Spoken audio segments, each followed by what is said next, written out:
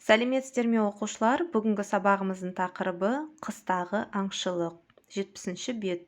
Мақсаты қысқы мезгілдегі аңшылық туралы оқу, аң аулауға қолайлы күн райы туралы жазу. Ребята, тема сегодняшнего урока называется «Охота зимой». Сегодня прочитаем текст про охоту в зимнее время и узнаем благоприятную погоду для охоты. Бүгінгі өтетін жаңа сөздер: аңшы – это охотник, бүркітші – охотник с беркутом, аңшылық – охота, аң аулау – охотиться, құлақшын – ушанка, қашу – убегать. Қайталаймыз: аңшы, бүркітші, аңшылық, аң аулау, құлақшын, қашу. Жарайсыңдар балалар, жаңа сөздерді сөздікке жазамыз. Енді келесі бірінші тапсырма: сөздерді суреттен тап. Покажите эти слова в картинке. Бүркіт. Бүркіт міне, иә, суретте. Құлақшын. Жүген. Тон. Ат. Және тазы ит. Сөздерді суреттен анықтадық.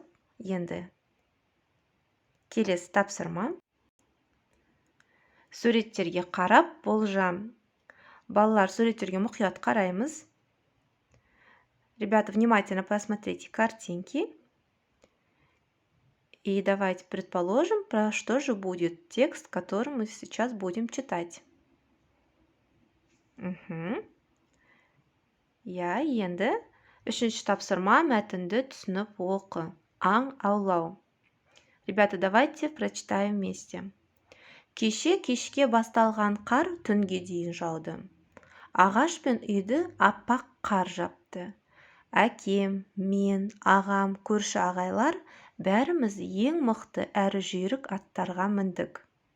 Мен екінші рет аңға шықтым. Қасымызда тазы итіміз бар. Күн жып-жылы, айнала тып-тыныш. Жаңа жауған қардан түлкі, қоян сияқты аңдардың ізін оңай байқадық. Көп кешікпей аңдарды да көрдік. Бүркіттің томағасын шешіп, ұшырдық. Тазы иттер де қояндарды қуды. Біз 5 қоян, 3 түлкі ұстадық. Бүркіт пен тазы сондай күшті әрі епті. Қашқан аңды тез ұстайды. Қыста аң аулау өте қызық. Ребята, текст называется «Охота». Самостоятельно прочитайте текст еще раз вместе с переводом. Затем делаем 4-й тапсырма. Вариант А. Сұрақтарға жауап бер. Вам нужно по тексту устно ответить на данные вопросы. Бірінші сұрақ. Аңшылар аңдарды қалай тапты? Как охотники нашли животных? Екінші. Аңшылардың қасында қандай үй жануары бар? Оның аңшыларға қандай көмегі бар? Какое домашнее животное есть рядом с охотниками? И какая от него польза? Үшінші. Бүркітші бүркітін қашан ұшырады? Когда охотник отпустит беркута. Төртінші. Аңшылар қандай аңдарды аулады?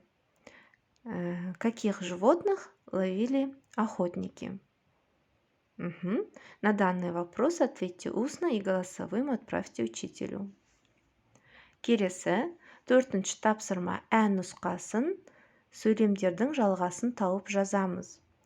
Вам нужно будет определить продолжение предложения. Мысалы, аңшылар аңға шыққанда. Когда охотники выходят на охоту. Находим со второй графы подходящее продолжение. Когда охотники выходят на охоту, Қолдарына қару алады, жүйрік атқа отырады, жылы киім киеді. Они берут в руки оружие, садятся на лошади и тепло одеваются. Да? Дұрыс. Енді сіздер осы үлгі бойынша жалғастырасыздар. Вы должны будете по образцу продолжить данное задание и написать его в тетради. Ендігі сабағымыз аяқталды. Сау болыңыз.